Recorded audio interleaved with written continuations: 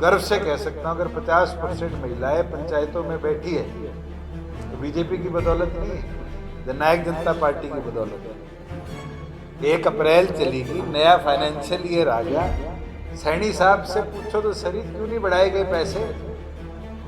100 रुपये बढ़ा देते, आज बढ़वा दो। आज तो मैं सरकार में छोड़ो विधानसभा में भी नहीं हूँ। विपक्ष में इनेलो भी है, विपक्ष में कांग्रेस भी है, निर्दलीय भी है। मैं तो सरकार से बाहर हुए आज साल से ऊपर का समय हो गया, तो ये प्रूव क्यों नहीं कर पाए? मैं तो आपके माध्यम से कांग्रेस के नेतृत्व से ये बोल देता हूँ, आप 4 कागज तो ला के बताओ कि स्कैम हुआ कहाँ। जब गठबंधन हुआ था आपका तो उन्होंने सरकार बनाने के लिए गठबंधन किया था, आपके साथ कोई विचार नहीं? विचार तो सभी दलों के अलग है। अगर कांग्रेस ने आम आदमी पार्टी के साथ लोकसभा में अलायंस किया तो कहीं ना कहीं केंद्र में सरकार बनाने के लिए किया था। और इसी बीजेपी जो आज हमारे साथ कह रही है, इसने भी तो अलायंस किया था आम आदमी पार्टी। आज किसी दो सोच के दलों का अलायंस होता है तो कई जगह विचार मिलते हैं और कई जगह कॉमन मिनिमम प्रोग्राम के तहत निर्णय लिए जाते हैं।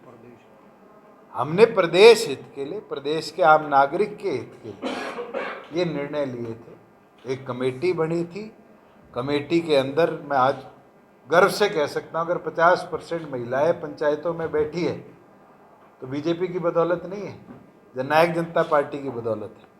आज 2 दिन में किसान के खाते में पैसा आता है, बीजेपी की बदौलत नहीं है। और तो और आप तो सब बुद्धिजीवी हो, चौधरी देवीलाल की राजनीतिक भूमि रोहतक है। हम सरकार में थे, 250 रुपये पेंशन तो बढ़ती थी। 1 अप्रैल चलेगी, नया फाइनेंशियल ईयर आ गया। सैनी साहब से पूछो तो सही क्यों नहीं बढ़ाए गए पैसे? 100 रुपये बढ़ा देते। जब वो मुख्यमंत्री बने थे उनने और उससे पूर्व मुख्यमंत्री मनोहर लाल जी ने, दोनों के वर्डिंग्स हैं कि आने वाले समय में पेंशन को आर्थिक आय से देखकर बढ़ाया जाएगा। इसका मतलब तो 1 रुपया ना बढ़ाना ये दर्शाता है कि इस देश में ना तो आर्थिक आय किसी की बढ़ी, ना महंगाई बढ़ी, इसीलिए सरकार ने 1 रुपया नहीं बढ़ाया।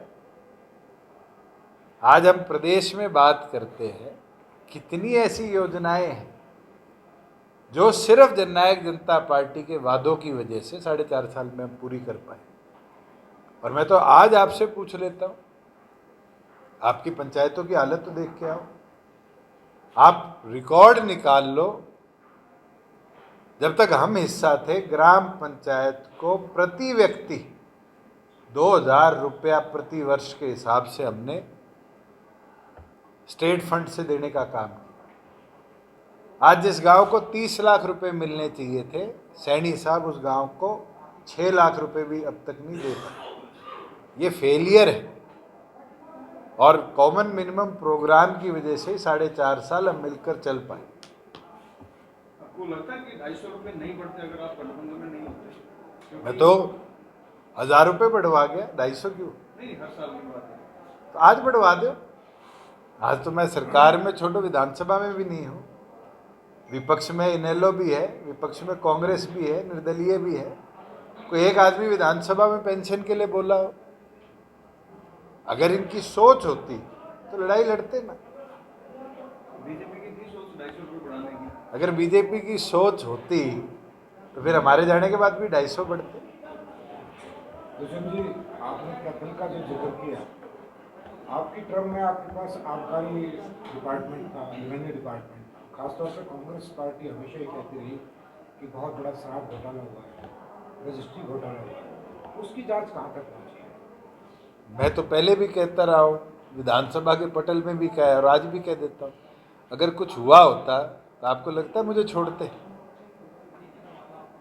हमने तो रेवेन्यू बढ़ाया है। और आप अभी डाटा जो आया है, अगर 6000 करोड़ को 12000 करोड़ रुपया पहुंचा दिया, एक महकमे में नहीं, दोनों में। आप रेवेन्यू का डाटा उठा लो, एक्साइज का डाटा उठा लो, तो हमने जो सुधार लाने का काम किया था उसी वजह से पहुंचा। और ये जो लोग कहते हैं, मैं तो सरकार से बाहर हुए आज साल से ऊपर का समय हो गया, तो ये प्रूव क्यों नहीं कर पाए? मैं तो आपके माध्यम से कांग्रेस के नेतृत्व से ये बोल देता हूँ, आप 4 कागज तो ला के बताओ कि स्कैम हुआ कहाँ। अगर कल से मैं आपको चोर बोलने लग जाऊँ पब्लिकली, तो क्या आप चोर बन जाओगे? तथ्य तो होने चाहिए मेरे पास किसी पे आरोप लगाने के लिए।